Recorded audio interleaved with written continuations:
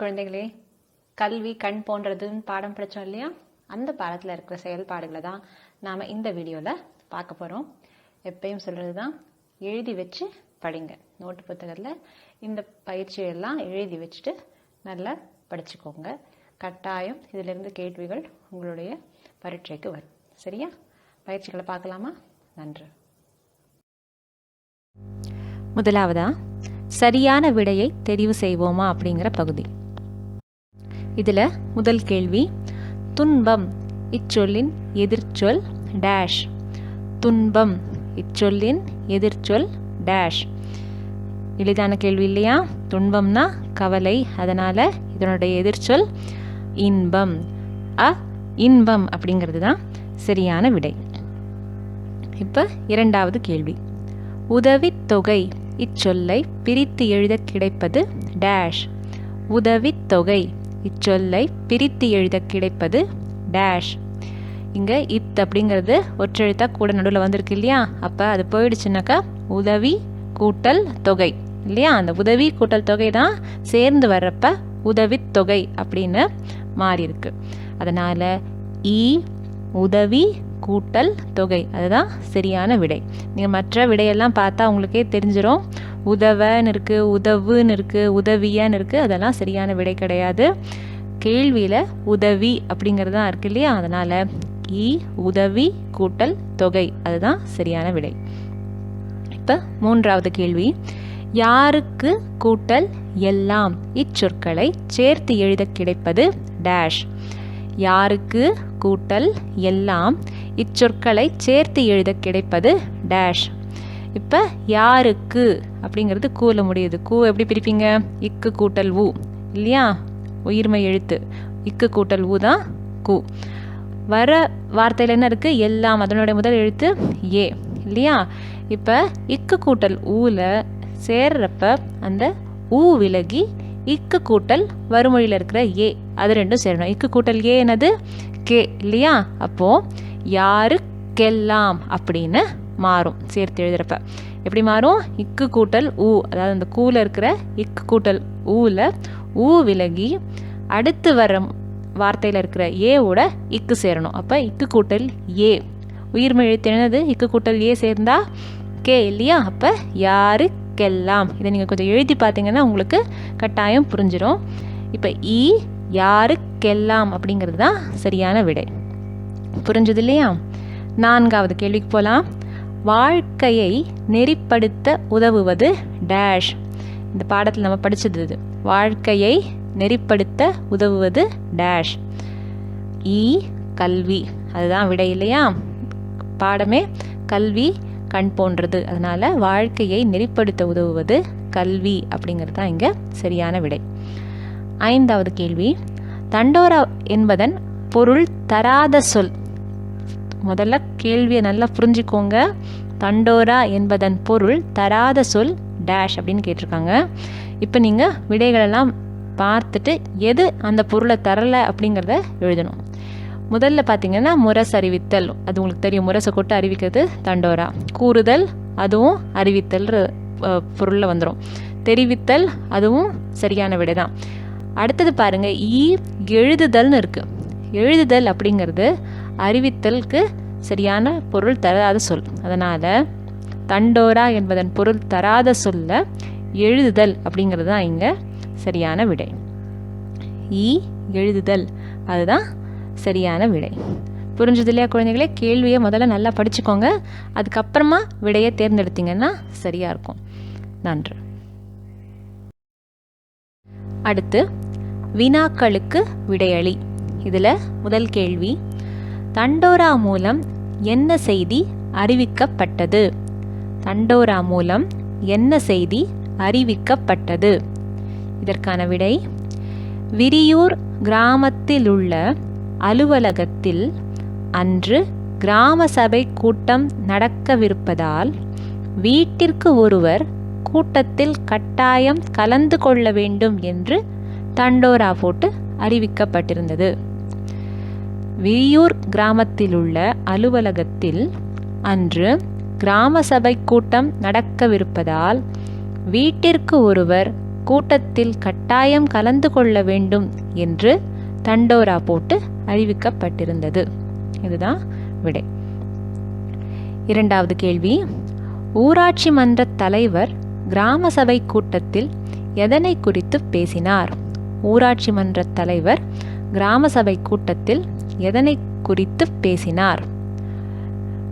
விடை, ஊராட்சி மன்ற தலைவர் சிறு தொழில் தொடங்குவதற்கான உதவித்தொகை வழங்கும் அரசின் திட்டம் குறித்து பேசினார். மேலும் இத்திட்டத்தின் கீழ் யார் யாருக்கெல்லாம் உதவித்தொகை வந்திருக்கிறதோ அவர்களின் பெயர்களை படித்தார். ஊராட்சி மன்ற தலைவர் சிறு தொழில் தொடங்குவதற்கான உதவித்தொகை வழங்கும் அரசின் திட்டம் குறித்து பேசினார். மேலும் இத்திட்டத்தின் கீழ் யார் யாருக்கெல்லாம் உதவித்தொகை வந்திருக்கிறதோ அவர்களின் பெயர்களை படித்தார். புரிஞ்சது இல்லையா? இப்போ மூன்றாவது கேள்வி, பொன்வண்ணனுக்கு உதவித்தொகை ஏன் கிடைக்கவில்லை? பொன்வண்ணனுக்கு உதவித்தொகை ஏன் கிடைக்கவில்லை? விடை, பண உதவி தேவைப்படுவோர் விண்ணப்பம் செய்வதற்கான கூட்டம் பற்றிய தகவலை அஞ்சல் மூலம் தெரிவித்து இருந்தாலும் படிப்பறிவில்லாததால் பொன்வண்ணன் அந்த செய்தியை படிக்க தவறிவிட்டார். அதனால் அவருக்கு உதவித்தொகை கிடைக்கவில்லை. பண உதவி தேவைப்படுவோர் விண்ணப்பம் செய்வதற்கான கூட்டம் பற்றிய தகவலை அஞ்சல் மூலம் தெரிவித்து இருந்தாலும் படிப்பறிவில்லாததால் பொன்வண்ணன் அந்த செய்தியை படிக்க தவறிவிட்டார். அதனால் அவருக்கு உதவித்தொகை கிடைக்கவில்லை. பாடம் புரிஞ்சது இல்லையா குழந்தைகளே? நீங்கள் உங்களோட சொந்த நடையில் இந்த வினாக்களுக்கு விடை எழுதலாம். நிறைய கடினமான சொற்கள் இருப்பதால் கொஞ்சம் எழுதி பழகுங்க. அப்போ கட்டாயம் நல்ல மதிப்பெண்கள் வாங்க முடியும். நன்றி. அடுத்தது, அகர முதலியை பார்த்து பொருள் எழுதுக அப்படிங்கிற பகுதியில் சில வார்த்தைகளை கொடுத்து அதற்கான தமிழிலேயே பொருள் எழுதுகிறோம். சரியா? இதில் முதல் சொல் பாருங்க, ஆவல். ஆவல் அப்படின்னா ஆசை, அதுதான் பொருள். ஆவல் அப்படின்னா ஆசை அப்படின்றது தான் பொருள். இரண்டாவது சொல் தபால். தபால் அப்படின்னா உங்களுக்கு தெரியும், அஞ்சல் இல்லையா? தபால் அப்படின்னா அஞ்சல்ங்கிறது தான் பொருள். மூன்றாவது தண்டோரா. தண்டோரா அப்படின்னா முரசறிவிப்பு. இதை நம்ம படிச்சிருக்கோம். தண்டோரானா முரசு கொட்டி அறிவிக்கிறது, அதை முரசறிவிப்பு அப்படின்னு சொல்லலாம். நான்காவது நெறிப்படுத்துதல். நெறிப்படுத்துதல் அப்படின்னா நல்வழிப்படுத்துதல் அப்படின்னு அர்த்தம். நல்வழிப்படுத்துதல். புரிஞ்சது இல்லையா குழந்தைகளே?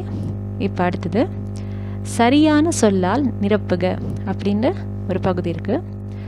இதில் கலந்து கலந்து அப்படின்னு லகர வித்தியாசம் உங்களுக்கு தெரியணுன்றதுக்காக சொற்களை கொஞ்சம் மாற்றி எழுதியிருக்காங்க. இதில் நீங்கள் சரியான விடையை தேர்ந்தெடுத்து எழுதணும். சரியா? முதல் கேள்வி பாருங்க, மக்கள் கிராம சபை கூட்டத்தில் டேஷ் கொள்ள வேண்டும். இதற்கு விடையா கலந்து கலந்து இது ரெண்டு சொற்கள் கொடுத்துருக்காங்க. இது வந்து ஒன்று நீங்கள் தேர்வு செய்யணும். இதில் சரியான விடை கலந்து. நான் உங்களுக்கு அதை அடிக்கோடிட்டு காமிச்சிருக்கேன். கலந்து அப்படிங்கிறது தான் சரியான விடை. மக்கள் கிராம சபை கூட்டத்தில் கலந்து கொள்ள வேண்டும். இப்போ இரண்டாவது கேள்வி, கல்வி டேஷ் போன்றது. கண் கண். இதில் 3 சுழி ந கண் வருது இல்லையா? அதுதான் சரியான விடை. உங்களுக்கே தெரியும் இல்லையா? கல்வி கண் போன்றது. சரியான உச்சரிப்போடு படிச்சிங்கனாலே இந்த பகுதியை நல்லாவே எழுதிட முடியும். இதே கேள்விகள் தான் வரும்னு சொல்ல முடியாது. அதனால் புத்தகத்தில் இருக்கிற பாடத்தை நீங்கள் படிச்சிங்கன்னா தான் உங்களுக்கு சரியான விடை தெரியும். சரியா? இப்போ மூன்றாவது கேள்வி, நான் மிதிவண்டி டேஷ் கடை வைத்திருக்கிறேன். பழுது பார்க்கும் அல்லது பழுது பார்க்கும். எது சரியான விடை? பழுது பார்க்கும், அதுதான் சரியான விடை.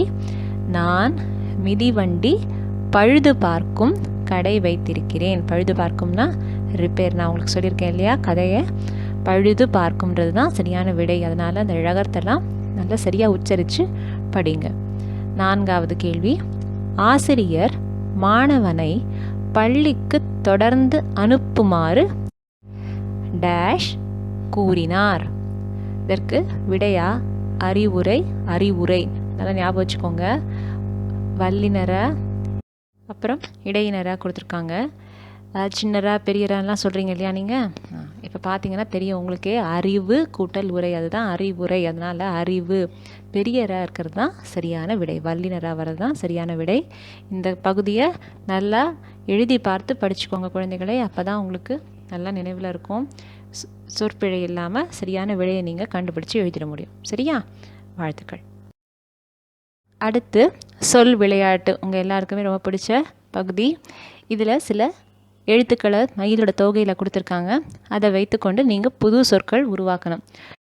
முடிந்த வரைக்கும் 2 எழுத்து சொற்களையே உருவாக்குறத தவிர்க்கணும். சரியா? நீங்கள் இப்போ பெரிய கிளாஸ் வர வர கொஞ்சம் பெரிய சொற்கள் உருவாக்கி பழகிக்கணும். இதில் நான் உங்களுக்கு சில சொற்கள் கொடுத்துருக்கேன். சுற்றம் அவங்க உங்களுக்கு எடுத்துக்காட்டு கொடுத்துருக்காங்க.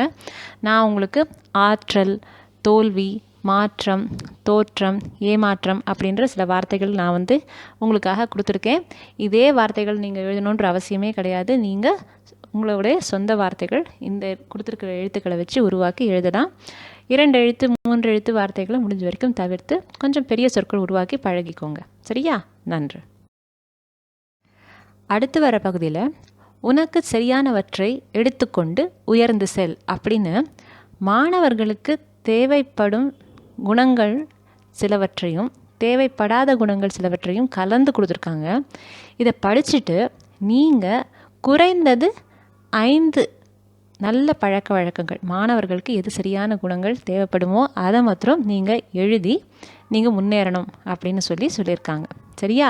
இதை படிச்சுட்டு நீங்கள் இதை செஞ்சு எனக்கு ஃபோட்டோ எடுத்து அனுப்பணும்.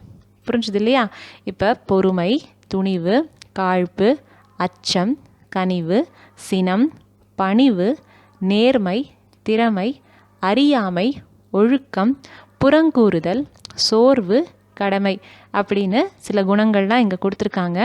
இதில் குறைந்தது 5 நல்ல குணங்களையாவது நீங்கள் எதுன்னு கண்டுபிடிச்சி உங்களுக்கு அது முன்னேற்றத்தை தருமோ அதை எடுத்து எழுதி எனக்கு ஃபோட்டோ எடுத்து அனுப்பணும். சரியா? நன்றி குழந்தைகளே.